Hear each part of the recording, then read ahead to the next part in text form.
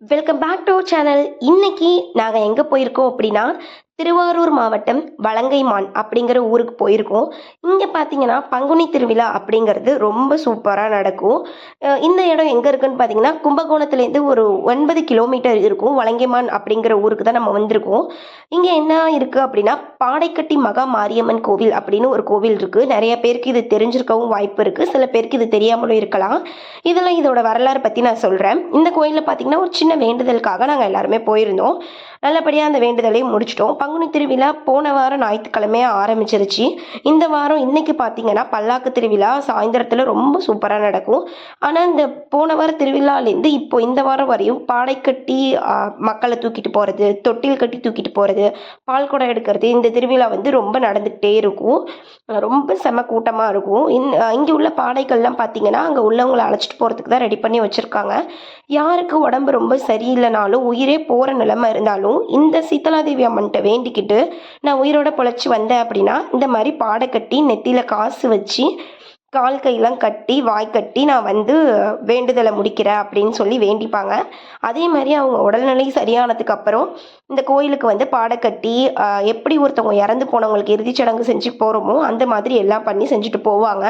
இந்த தெய்வத்துக்கிட்ட வேண்டிக்கிட்டோம் அப்படின்னா கண்டிப்பாக இது நடக்கும் அப்படிங்கிறது இந்த ஊரோட நம்பிக்கை, ஐதீகம் எல்லாமே.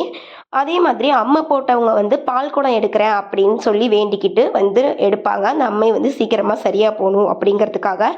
அதே மாதிரி தொட்டில் கட்டி போகிறவங்க எதுக்காக அப்படின்னா குழந்தை பாக்கியம் இல்லாதவங்க ரொம்ப வேண்டிப்பாங்க. அப்போ குழந்தை பிறந்ததுக்கு அப்புறம் அந்த குழந்தைய வந்து தொட்டிலில் கட்டி அங்கேருந்து தூக்கிட்டு போய் அந்த கோயிலை சுற்றி இறக்கி வைப்பாங்க. நாங்கள் வந்து எங்களுக்கு அம்மை போட்டிருந்துச்சு அப்படிங்கிறதுனால பால் குடம் எடுக்கிறதா வேண்டிக்கிட்டு இருந்தோம்.